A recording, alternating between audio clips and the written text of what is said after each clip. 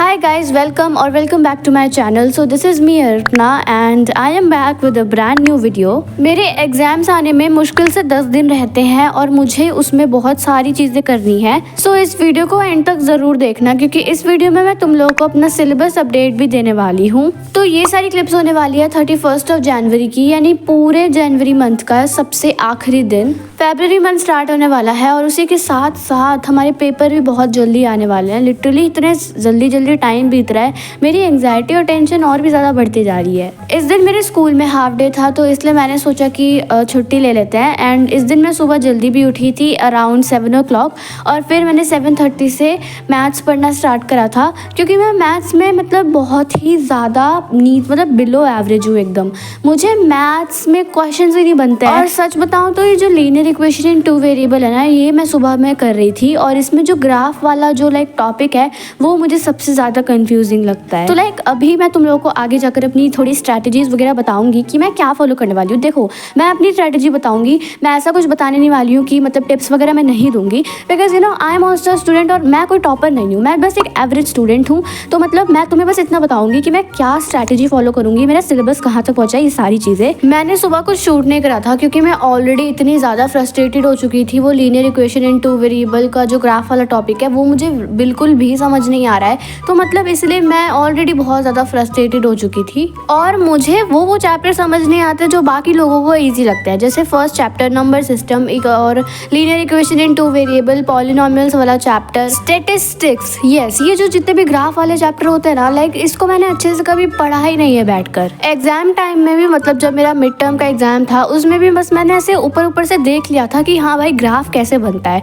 और वही मैंने पेपर में बनाया था। जैसे जैसे एक दिन बीतता जाता है ना, मेरी टेंशन और एंग्जाइटी लेवल और भी ज़्यादा बढ़ती जाती है। आई नो ये मेरे साथ ही नहीं, बाकी और भी स्टूडेंट के साथ होता है। लिटरली मुझे अभी ये मैं जब तुम लोगों को बता रही हूँ ना, तभी भी मेरे को बहुत अंदर से ऐसा हो रहा है कि मुझे फटाफट से अपनी पढ़ाई स्टार्ट करनी होगी क्योंकि ऐसे तो फिर काम नहीं चलेगा। और भाई मुझे मैथ्स में तो रत्ती भर का कॉन्फिडेंस नहीं है कि मैं कैसे क्या करूँगी। अगर मैं तुम्हें बताऊँ तो मेरे सिलेबस के अकॉर्डिंग मेरी प्रिपरेशन थोड़ी बहुत ठीक है। मेरा सिलेबस मैं तुम्हें आगे बताऊँगी कि इतना कंप्लीट है, लेकिन लिटरली अगर इतने ज़्यादा डाउट होंगे तो मैं पेपर में जाकर क्या लिखूँगी, तो उससे मेरे मार्क्स ही कटेंगे। तो मेरे को उन चैप्टर पे ज़्यादा ध्यान देना है जो मेरे बहुत ही ज़्यादा वीक हैं। जितने भी चैप्टर है उसमें क्या क्या टॉपिक वीक है ना, वो मेरे को उसमें ज़्यादा वर्क करना है। और ये सारी चीज़ें ना जो मैंने तुम्हें अभी बताया, ये मैंने मिड टर्म में भी सुनी थी, लेकिन मैंने इसको फॉलो नहीं करा था। मैंने तो इसको एकदम अनदेखा कर दिया था। मैं सोचती थी कि मैं अपनी ही पता नहीं कौन सी अलग दुनिया की टेक्निक लेकर आ गई थी और मैं उसको फॉलो कर रही थी, बट वो ऑफ कोर्स ही बात है, वो गलत थी। और दूसरा, अभी मैं तुम लोगों को बताती हूँ, मैं तुम्हें मैं बताती हूँ कि मैं क्या करने वाली हूँ। तो देखो, मैं ना पर्टिकुलर चैप्टर की जितनी जल्दी हो सके क्वेश्चन प्रैक्टिस करूँगी भर के, और उसमें से ऐसा जो भी चैप्टर लगेगा कि मेरा कंफ्यूजिंग लग रहा है या फिर मुझे वो समझ नहीं आ रहा है, तो मैं उस पर ज़्यादा ध्यान दूंगी। क्योंकि ऑफ कोर्स अगर हम एक चीज़ को करते जाएंगे जो हमें आ रहा है तब तो हमें कॉन्फिडेंस मिलेगा, लेकिन हमें बाकी चीज़ों को भी तो ध्यान देना है ना। एंड ऑफ कोर्स जो चैप्टर्स मैंने कर लिए हैं उनकी रिवीजन मैं बिल्कुल से करने वाली हूँ, क्योंकि अगर मैं रिवीजन करके नहीं जाऊँगी, हम स्टूडेंट्स को ऐसा लगता है कि रिवीजन से क्या ही फ़र्क पड़ता है, लेकिन फ़र्क पड़ता है, ऐसा मैंने देखा है। रिवीजन करना बहुत ही ज़्यादा अच्छी बात है। और ठीक है, मैं एक चैप्टर का रिवाइज करती जाऊँगी सब कुछ। मैं कोशिश करूँगी कि मैं सब कुछ जितना एफर्ट्स मैं डाल सकती हूँ मैं उतने एफर्ट्स डालूँ जितने भी दिन मेरे पास बचे हैं। और अगर तुम लोग ये सोच रहे हो कि भाई ये पक्का टॉप करेगी, देखो ऐसा कुछ नहीं है। देखो, मैं कोई टॉपर नहीं हूँ, I am again saying that. मैं बस एक एवरेज स्टूडेंट हूँ जो कि थोड़े बहुत अच्छे मार्क्स तो वो भी डिजर्व करती है, क्योंकि मिड टर्म में उसके बिलो एवरेज मार्क्स आए थे। एंड ऑफ कोर्स 90 अबव नहीं तो 80 अबव तो वो ला ही सकती है। अब देखो, मेरे को भी समझ नहीं आ रहा है कि मैं इधर क्या बोल रही हूँ, बट मैं इतना बताना चाहती हूँ कि अगर तुमने पूरे साल मेहनत नहीं करी है मेरे जैसे, तो ऑफ कोर्स यार आखिरी के टाइम पे तो अब रगड़ना पड़ेगा ना, क्योंकि फाइनल्स में ना जब 80 से बिलो मार्क्स आते हैं तब भाई बहुत बुरा लगता है। तो आई एम थिंकिंग कि एटलीस्ट मेरे 80 अबव तो आ जाए। ठीक है, तो यहाँ पर मैंने ना सरफेस एरिया एंड वॉल्यूम का फॉर्मूला शीट बनाया था क्योंकि एग्ज़ाम के टाइम से पहले मैं इसको देख सकूँ, क्योंकि ये चैप्टर पूरा फार्मूला बेस्ड है। तो यहाँ और साथ ही साथ क्वेश्चन प्रैक्टिस करने के अलावा हमें सैम्पल पेपर सॉल्व करना ना बहुत ही ज़्यादा ज़रूरी है। लाइक अगर तुमने अभी तक क्वेश्चन बैंक खरीदा है या नहीं उसको छोड़ दो, लेकिन अगर तुम्हारे पास सैम्पल पेपर नहीं है तो you should solve sample paper. Like आखिरी के टाइम पे मैं ये मेक श्योर करूँ कि 1-2 सैम्पल पेपर सॉल्व करके तो जाऊँ एग्जाम देने। और अगर तुम अभी भी सोच रहे हो कि तुम्हें कौन सा सैम्पल पेपर बेस्ट रहेगा, कौन सा तुम्हें लेना चाहिए, तो let me suggest you something. So I have Oswal की CBSE 20 combined sample question paper for class 9th। इसका मतलब इसमें तुम्हें science, maths, SST and English in चारों सब्जेक्ट के सैम्पल क्वेश्चन पेपर देखने को मिलेंगे। इसमें तुम्हें हर एक सब्जेक्ट के मैक्सिमम 5 सैम्पल क्वेश्चन पेपर मिलेंगे जो कि सॉल्व रहेंगे। यानी इन सारे सैम्पल क्वेश्चन पेपर के पीछे इसके आंसर गिवन रहेंगे, यानी कि तुम्हें इधर उधर जाने की कोई जरूरत नहीं है। तुम सारे आंसर्स एक ही बुक में देख सकते हो और क्वेश्चन भी एक ही बुक से सॉल्व कर सकते हो। और इसके साथ ही साथ तुम्हें इसमें 2 सेल्फ असेसमेंट पेपर मिलेंगे हर एक सब्जेक्ट के, जो कि अनसॉल्व रहेंगे। इसे तुम्हें खुद सॉल्व करना होगा, यानी सैम्पल पेपर के साथ साथ तुम्हें सेल्फ असेसमेंट भी मिलेगा। इसमें तुम्हें SST के लिए जो चारों बुक है उसके अलग अलग सेक्शन देखने को मिलेंगे।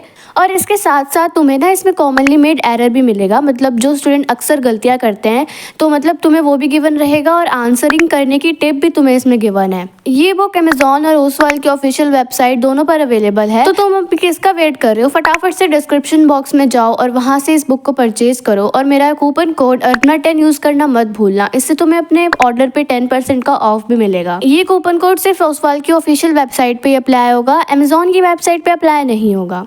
Okay, so back to the video. अब इस वीडियो में मैंने तुम लोगों को ऑलरेडी अपना मैथ्स का दुख बता ही रखा है, तो इसलिए मैंने सोचा कि मैं मैथ्स को ना ज़्यादा से ज़्यादा टाइम दूंगी। मैथ्स करने के बाद मैंने सोचा कि दूसरे सब्जेक्ट को भी टाइम दे देते हैं, क्योंकि सिर्फ मैथ्स का ही पेपर थोड़ी ना है। फिर मैंने सोचा कि यार साइंस कर लेते हैं, क्योंकि मेरी साइंस भी मैथ्स की तरह ही है। तो फिर यहाँ पर मैंने सोचा कि फिजिक्स का एक चैप्टर करते हैं, और यहाँ पर मैं कर रही थी वर्क एंड एनर्जी।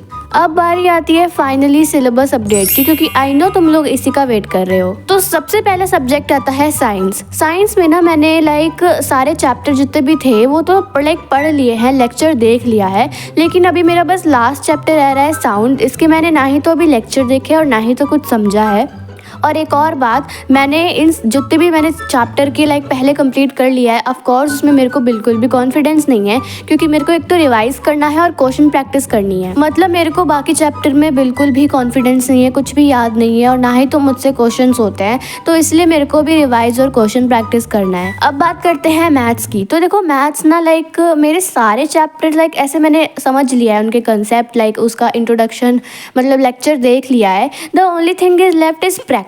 यस, क्योंकि मैथ्स में बस हमें प्रैक्टिस ही करना होता है, ये तो तुम सबको पता है। तो मेरे को ज़्यादा से ज़्यादा प्रैक्टिस करने की ज़रूरत है। अब मैं बताती हूँ SST। तो सबसे पहले हिस्ट्री की बात करते हैं। तो हिस्ट्री में मेरा चैप्टर 3rd रहता है, Nazism and the rise of Hitler. और बाकी चैप्टर को अच्छे से रिवाइज करना है, मैं उनमें भी कॉन्फिडेंट नहीं हूँ। और जियो में मेरे क्लाइमेट और पॉपुलेशन दोनों चैप्टर रहते हैं। और अगर मैं बात करूँ अब इकोनॉमिक्स की, तो इकोनॉमिक्स में ना चैप्टर 4 रहता है। और सिविक्स में बात करूँ तो सिविक्स में मेरे आखिरी के 2 चैप्टर रहते हैं। मिलाकर मैंने इन तीनों सब्जेक्ट में सिलेबस तो चैप्टर पढ़ लिया है, लेकिन द थिंग इज दैट मैं किसी भी चैप्टर में कॉन्फिडेंट नहीं हूँ। अब कॉन्फिडेंट नहीं हूँ इसलिए मेरे को क्वेश्चन प्रैक्टिस करनी है और रिवाइज करना है, ये दोनों चीज़ें करनी है, इस पर ज़्यादा फोकस करना है। और अगर मैं बात करूँ इंग्लिश की, तो इंग्लिश में मेरे पूरी ग्रामर पोर्शन रहती है। और बिहाइव की बुक में से एक चैप्टर रहता है द लास्ट लीफ, और मूवमेंट्स मेरी कंप्लीट हो चुकी है। और हिंदी में तो भाई सब कुछ रहता है, मतलब थोड़ा बहुत चैप्टर मैंने पढ़ा है, बाकी ग्रामर पूरी रहती है। और साथ ही साथ संस्कृत तो मेरी पूरी रहती है। तो कुल मिलाकर मेरे को रिविजन और क्वेश्चन प्रैक्टिस करना है, क्योंकि मैं किसी भी चैप्टर में कॉन्फिडेंट नहीं हूँ। So that is it for today's video. And also guys, thank you so much for 2K subscribers. Literally इतनी खुशी मेरे को पेपर के टाइम पे बहुत कम ही मिलती है, but thank you so much. लेकिन आगे जाकर और भी ज्यादा चीजें अचीव करनी है। आगे और जानकारी के लिए सब्सक्राइब करिए और वीडियो का वेट भी करिए, और साथ ही साथ अपनी पढ़ाई भी अच्छे से करिए। Till then take care and bye bye.